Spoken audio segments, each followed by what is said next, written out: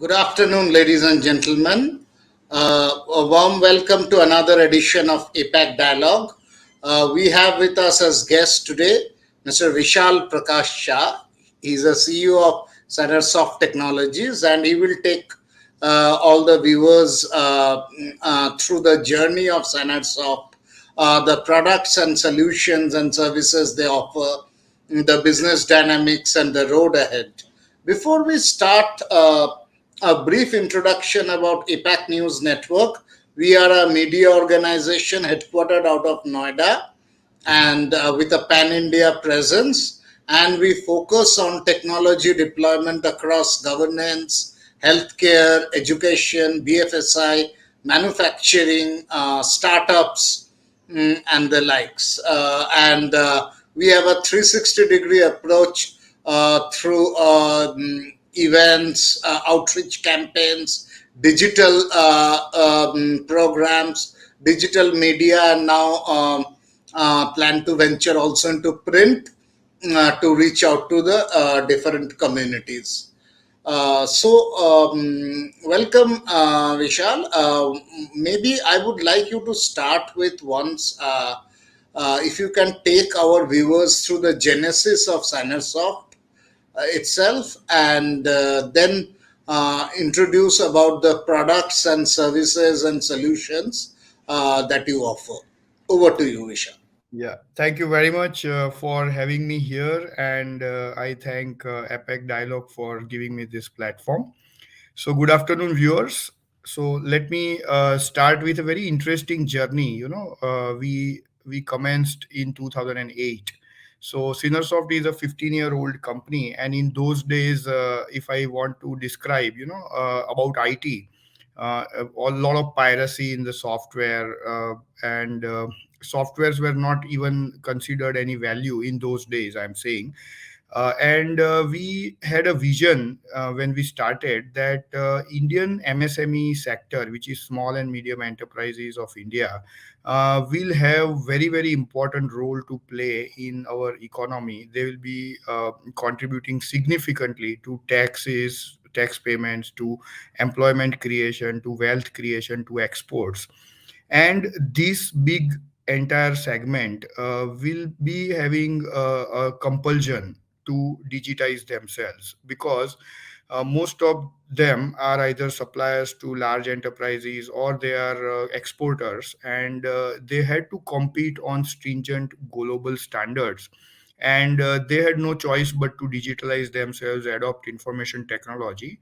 And that was our vision, that they will be mandated to digitalize, and they will depend heavily on the data in digital format. It could be their designs, drawings, intellectual property, business information.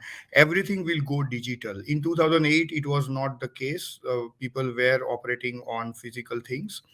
So we realized that these digital assets, when they depend on, they will be concerned about its loss, because if digital assets are lost, business continuity is also lost. And they will also be concerned about the theft or leakage of these digital assets, because that would lead them to competitive exploitation. So we thought that this very big sector of our economy would require to adopt information technology, and they will be vulnerable to the hazards of certain information technology adoption, which is mainly data loss, leakage, and theft. So we had a vision that these people will have this kind of requirement, and when we looked around, that what kind of solutions are available for them in order to protect their data and secure their information.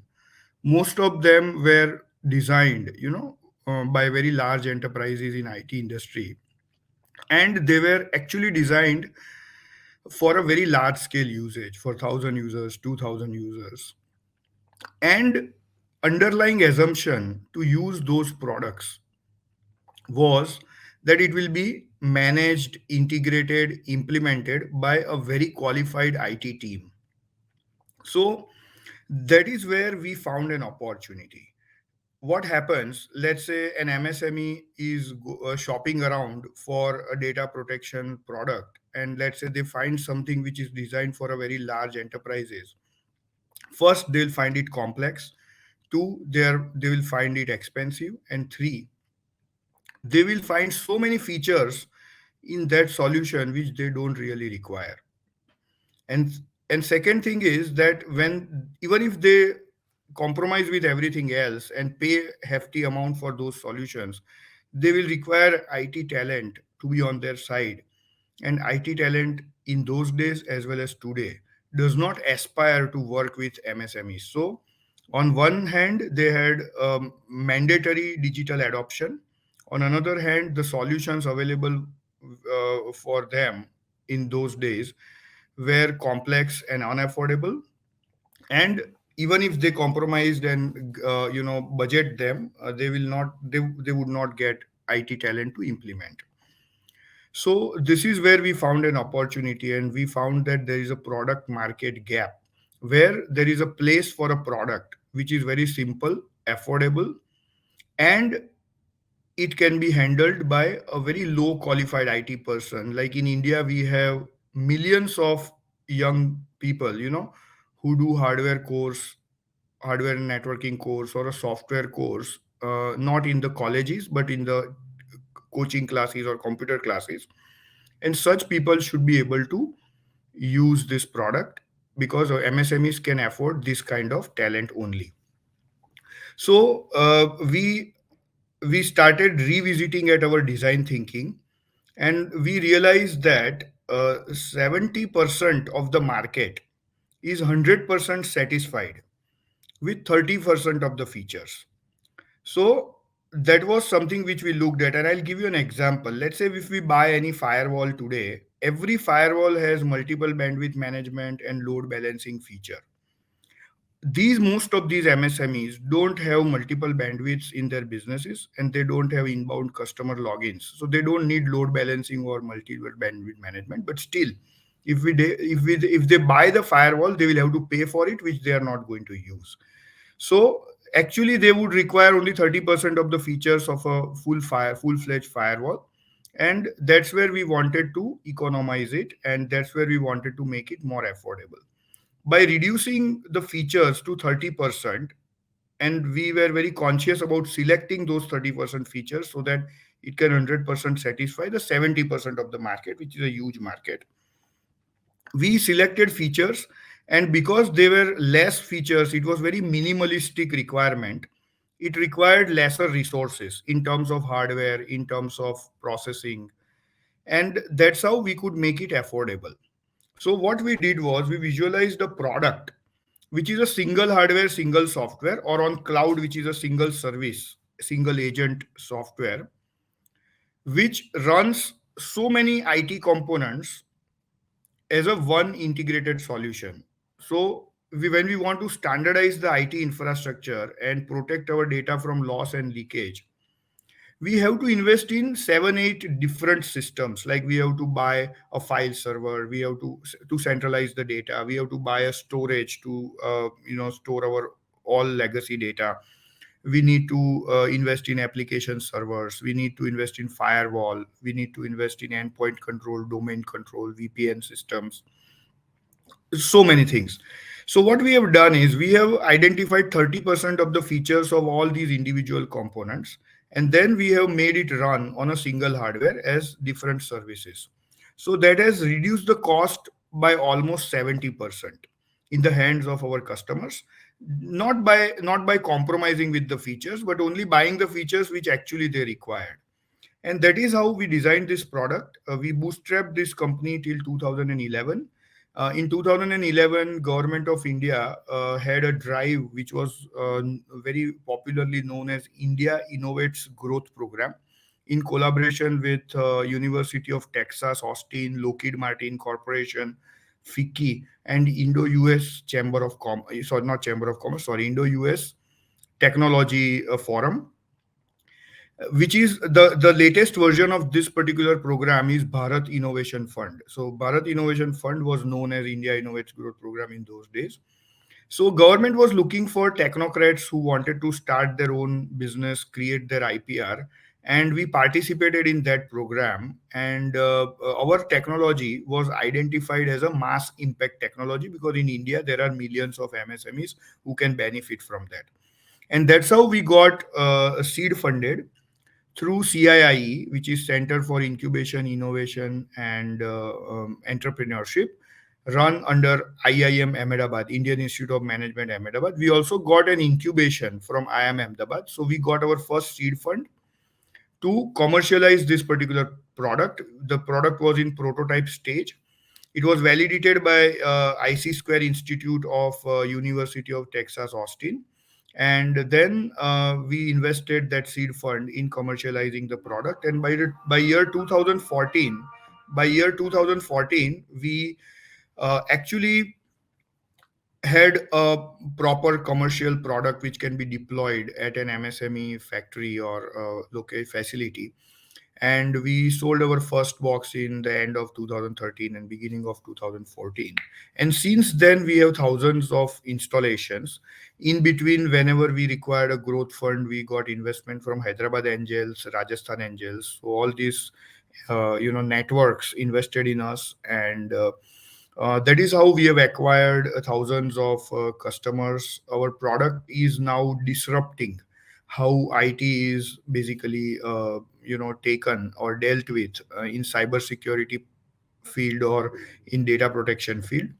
So and in the journey we have also patented so many technologies in our name, and those technologies are being used in our commercial offering. So basically, what we have done is we have helped Indian MSMEs who contribute immensely to our economy. We have helped an MSME owner to focus on their business without worrying about IT and compliance. And off late after COVID, most of the larger enterprises, government enterprises, overseas customers, now they mandate their small vendors to go through cybersecurity audit and compliances. And that is where our product is very handy plug and play compliance product, where MSME can comply with all their conditions and secure their vendor empanelment and develop their business with larger and larger number of customers. Okay. This is all about our product journey. And I would like to understand here one thing. The way you explain the product in the current scenario. Let's come to the current scenario. Especially among MSMEs, the business model would be on a cloud model, I'm presuming. Since it's the MSMEs can then use the features that is really applicable in their business case. So between on-premise and cloud, how is the product now? What will be the proportion between on-premise and cloud for the product? sorry.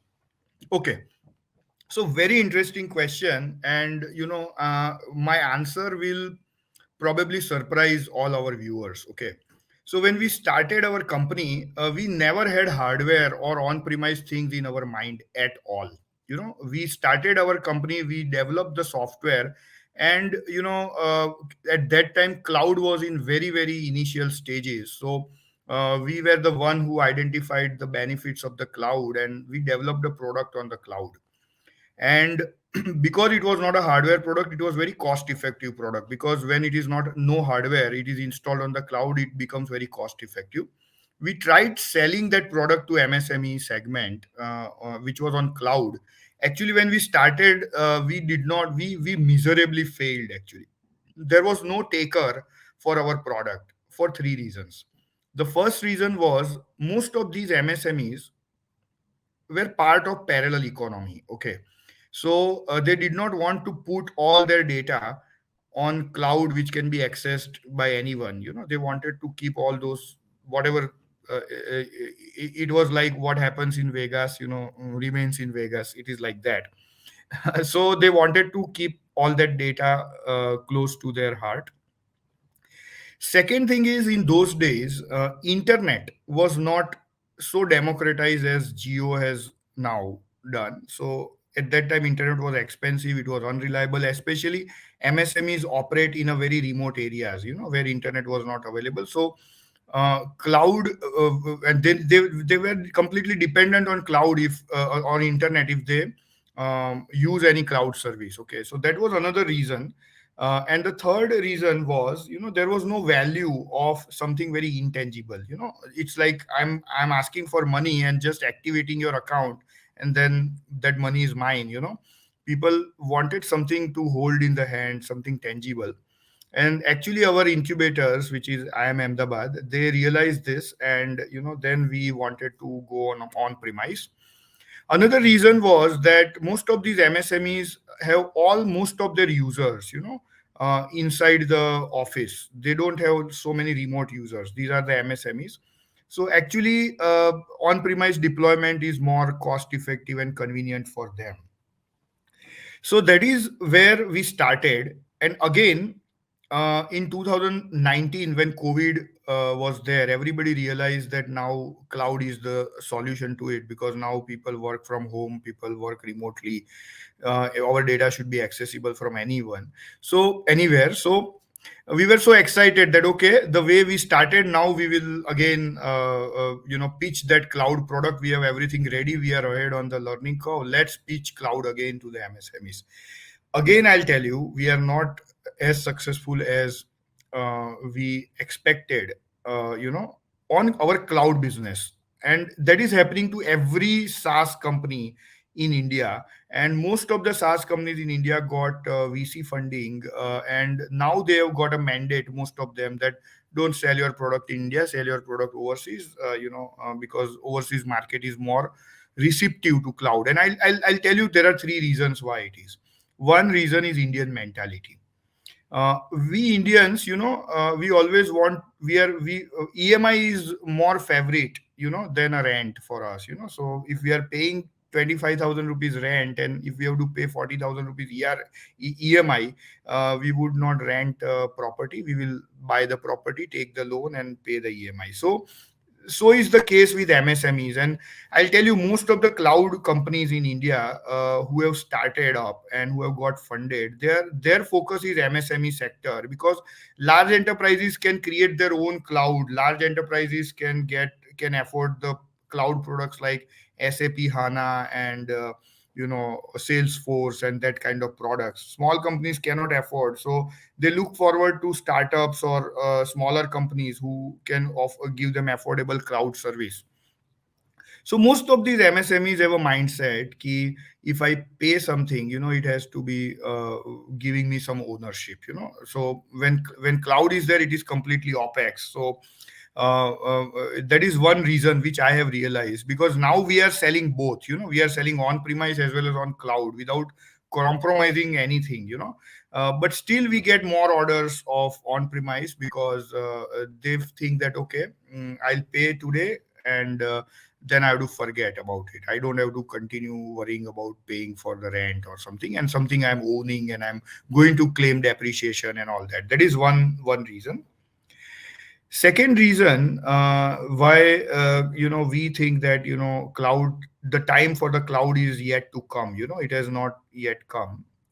Is about the size of the data and availability of internet infrastructure. Most of these MSMEs are from manufacturing, engineering, pharmaceuticals, biotechnology, who are worried about their data, and they use IT very extensively. So these people generate data in very large volumes. Okay, so if you look at any 3D Studio modeling file or SolidWorks file or AutoCAD file, it would be in GBs.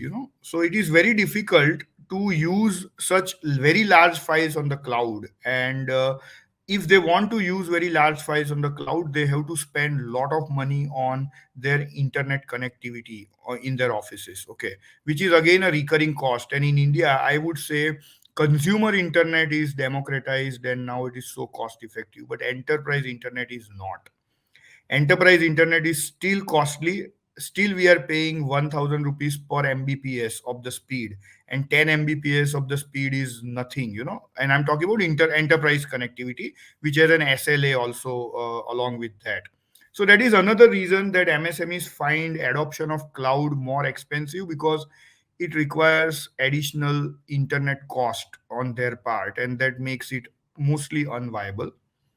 So that is another reason. And the third reason is these MSMEs, or very large part of Indian economy, which is targeted for SaaS products and cloud computing. They require someone, face to face. They value the face value the most. In cloud, what happens? You get a call, you have online demo, and then somebody configures it, and then it's a self service all the time. Okay, so most of these MSMEs are not very comfortable, because technically they are not very sound. So that's the reason when we try to Okay. sell our product on premise, they say that okay, you will send an engineer, he will install everything, and I'll be able to use it. I don't want to go for cloud. So these are the three reasons. But yes, these three reasons are going to go away, and cloud will be off the mark very soon. So very lucidly you have explained the three reasons. So what interesting thing, as a result of this, how is your go-to-market strategy impacted? So since the large proportion is still on-premise, you need to have a channel to fulfill this. So if you can explain your go-to-market strategy. Yeah, so see, we have to accept these realities, and then only we can really solve any problem. So for us, if we want to go on a cloud, we don't see it as a cloud or on premise. We see it as a capex or opex. Okay, so right now, large part of our revenue model is capex, and we can exponentially grow if we can change it from capex to opex, because opex is easier to transact. Okay, so what we are doing is we are doing two things. One is, now we are tying up with banks, okay, who are going to finance the capex. So for in the hands of the MSME, he's going to have opex terms, and his favorite ownership will not go away, because ultimately he's taking the finance, so he's ultimately going to be the owner of that particular product. Okay, and second thing which we are doing is we have recently opened an academy, and in that academy we are actually creating an ecosystem of black box certified security professionals, where we are targeting freshers, we are targeting IT professionals, or we are targeting channel partners who are not sales oriented, who are technology oriented, or who want to become our technical partners. So now what we are doing is, we give black box on finance in case they want on premise. In case they want to go on cloud, we are absolutely fine. But we want to grow in our on premise, and we want to make the transaction easier by reducing the initial outflow, cash outflow. So give it to fund finance, and then there is a complete breed of black box certified professionals who are spread across the country. And what we do is we outsource the installation and implementation to them, and we pay them per user fees. So I'll give you an example. Let's say there is a 50 user deployment, and the MSME wants someone to be visiting his place. Sorry, I have a bad throat. I'm in Delhi, and I'm not able to cope with its air. Sorry. So what we have done is, let's say there is a 50 user deployment, and there is a black box certified professional. We pay him 300 rupees per user. So he goes there, and in 2 days he's there. So the owner of the company is satisfied that somebody has actually visited and deployed the product. In 2 days he completes his deployment, and he earns 15,000 rupees. So for a very junior level kind of person, this kind of money is very important, and he can become an entrepreneur himself. And let's say if he does 4 or 5 installations in a month, he can easily earn 70, 80,000 rupees per month, which otherwise if he's doing a job, it is just 25, 30,000 rupees he can earn. So that is how we are solving this problem. We are making it easy to buy by offering capex to opex in a in a way, and without hurting the MSME's favoritism for ownership. So he still owns, but he pays in installments, and he gets someone on premise who is our associate, not the company itself. So we don't have to really incur the overheads. It becomes a very much variable cost for us. So it's a win-win situation, and that is our go-to-market strategy, and it is doing wonders for us. So, when you are following that model of associates reaching out, and you earlier mentioned, and which is true, most of these MSMEs are from manufacturing or engineering and those kind of sectors, who are not maybe so IT savvy. Two things. One, sheer numbers. How many such installations or customers currently you have across India? And what sort of use cases or challenges, when you go for these installation through these associates, you face with these organizations? Right. So, it has a lot of nuances. So, first is uh, our target segment, our customers are in industrial clusters, basically. So, if you talk about Delhi, we have so many customers in Noida, Greater Noida, where a lot of industries are there. Manesar, Jirkapur on the north side.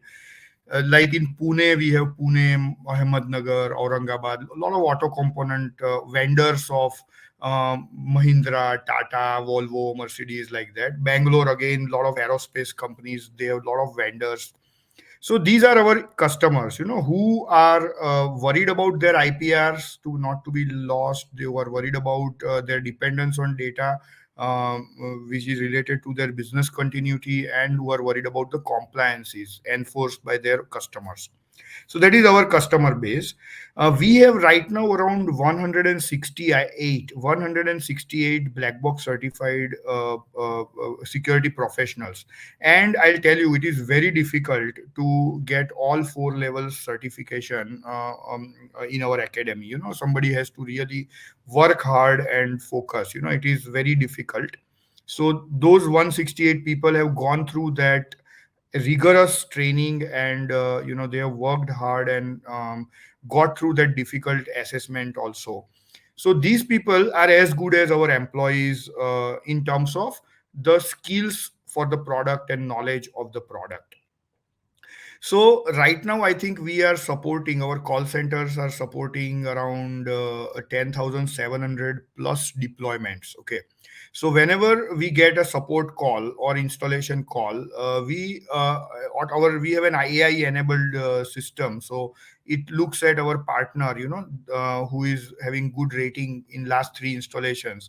It will prioritize giving that particular installation or support ticket to that partner, and then that partner fulfills it and builds Synersoft, something like that. So it works like that. So it is creating a lot of entrepreneurial opportunities. We have of late seen that people who are working as a desktop support engineer for 15-20,000 rupees salary in very remote areas like Nashik, Ahmednagar, like that, they have probably quit their job, joined us as a technical partner, and they are making almost three times money they were making in salaries. And for us, it is not a overhead, and for us, it is a very good. And I'll tell you, if we send our engineer to that remote area, we would have spent more than what we would have paid to that Exactly. particular person. No, so another point, you initially raised one issue. Uh, when, say, you are competing against the large security solution providers, the large vendors, and they also have products and solutions for the MSMEs and the SMEs. But one differentiator you mentioned initially, that they might not be so customizable with features. In often cases, the MSMEs end up having solutions with features they would not be using, and as a consequent, obviously the scale of economy don't match. Those products are more expensive. So, other than budget and the feature customization, what would you rate as your other differentiators? See, I will give you a very layman example. Let's say I have gone to shop for a good hat for myself. Okay. And let's say I go to a shopkeeper and he says that yes, you can take the hat, but along with the hat, you have to take a hair oil, you have to take a hair dryer, you have to take comb and shampoo and everything. Then only I will sell the hat to you. Otherwise, no. And let's say I am a bald person, and I only need hat to protect my head. So it happens to SMEs when they go to buy such large enterprises designed solutions. When they go there, as I've given you an example of a firewall. If you buy a firewall, all these things would be there, and I don't need it. I don't have multiple bandwidth. I don't have a wire to extra wire to insert in your firewall. So that is one differentiator. And another thing is, I'll tell you, it is also very different sense of nervousness when you go to someone who tells you that I have 100 features and you can manage these that, and then I will have an impression that okay, this is a very sophisticated product for me, and I will require some very qualified person to manage it. It may not be for me actually.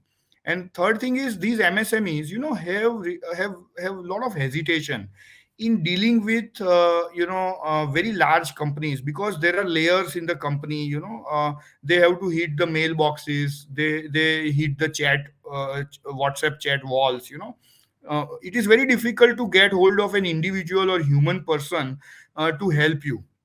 So what we do is, we have a team of people who are not employed by us, but they know BLACKbox very well and they are very accessible, and for them they are happily doing it because they also can cross sell so many other things to that particular customer. So for us, such solutions are there, provided by the large enterprises, but they are expensive. We are almost at the one third of the cost. Second, we sound very simple to an MSME. An MSME, what he thinks is that okay, I have to deal with only one company, and these people are available to me in my premise even before it is sold. So I will have somebody to catch hold of, if I am in trouble. So that is a sense of, we can say, assurance they get, when. So that is the main differentiator for us.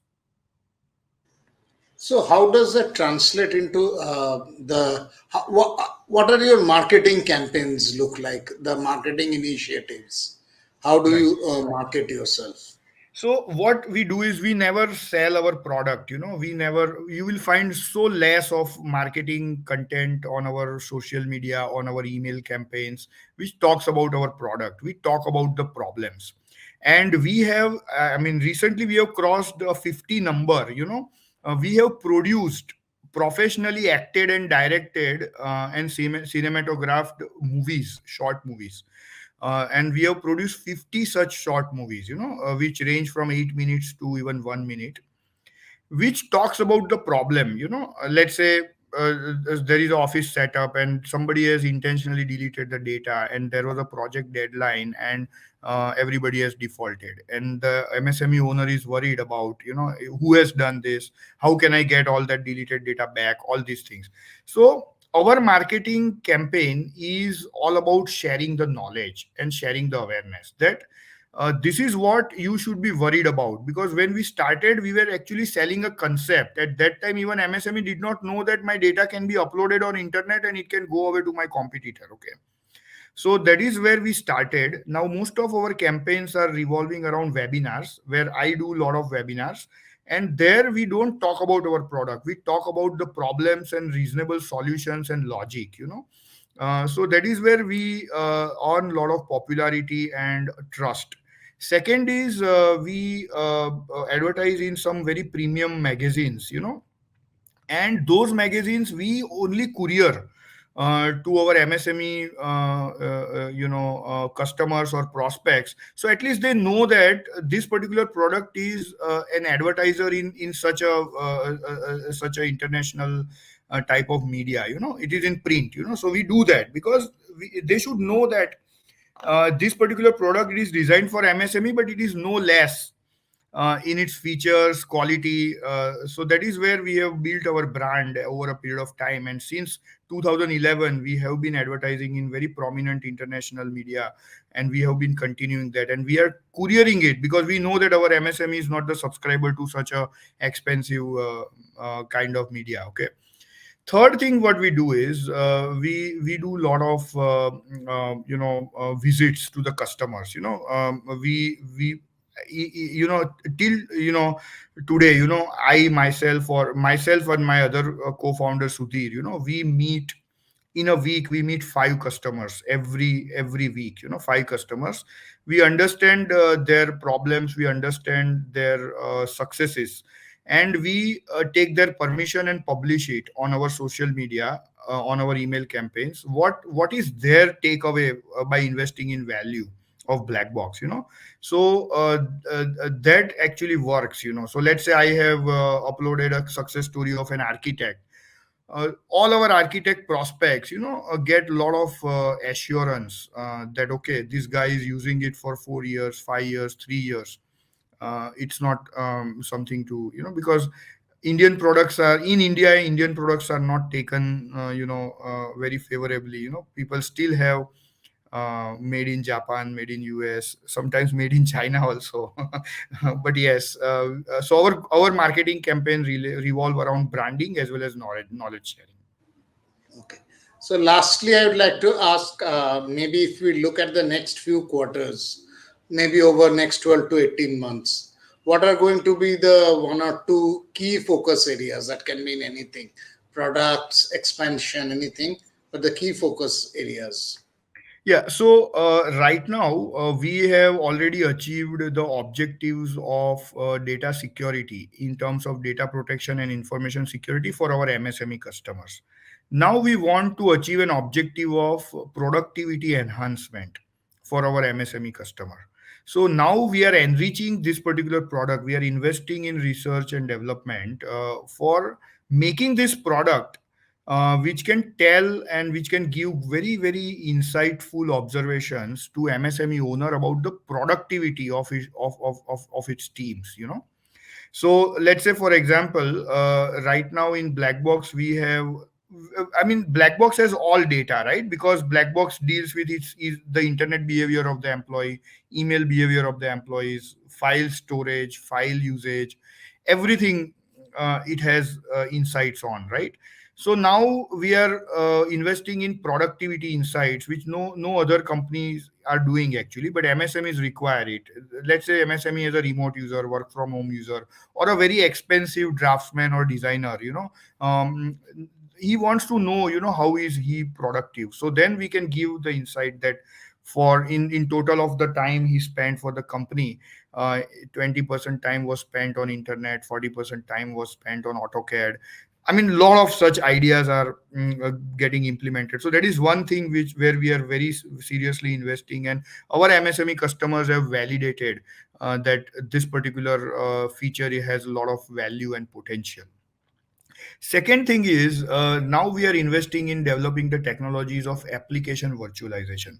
So application virtualization is basically a domain area of most of the very large companies, like Citrix, like Microsoft. I mean, these are very expensive solutions. Application virtualization. Now, an MSME wants to use his homegrown application remotely. He cannot invest 50 lakhs crore rupees just to create application virtualization infrastructure. So we are investing in a project, and that project is, we call it AAA project. AAA project means access application anywhere. That is the AAA project in which now we have got investment node from our board also. So we are going to invest in that, and we are going to democratize application virtualization for MSMEs. So even the smallest of the application, they can use it on any device, from anywhere without compromising with the security. So that is, these are the two things which we are looking forward in 12 to 18 months. Sure. Thanks. So, besides the interview, we would also like to associate, as I mentioned, through both webinars as well as physical outreach campaigns or other digital mode, we reach out to these separate communities. So I will connect the relevant persons with you, and we would be keen to associate with you on that also. Sure, sure. And thank you very much for this opportunity. And Pleasure. about your other point, which is about the webinars, anything which is about knowledge sharing, we are there, and we don't want to get any mileage through those webinars. We want to share pure knowledge. There is a lot of knowledge MSME owners deserve, but it is not available to them. Sure, we'll connect on that. Thanks a Thank- lot. Yeah. Thank you very Thank much. you. Thank you. Thank you.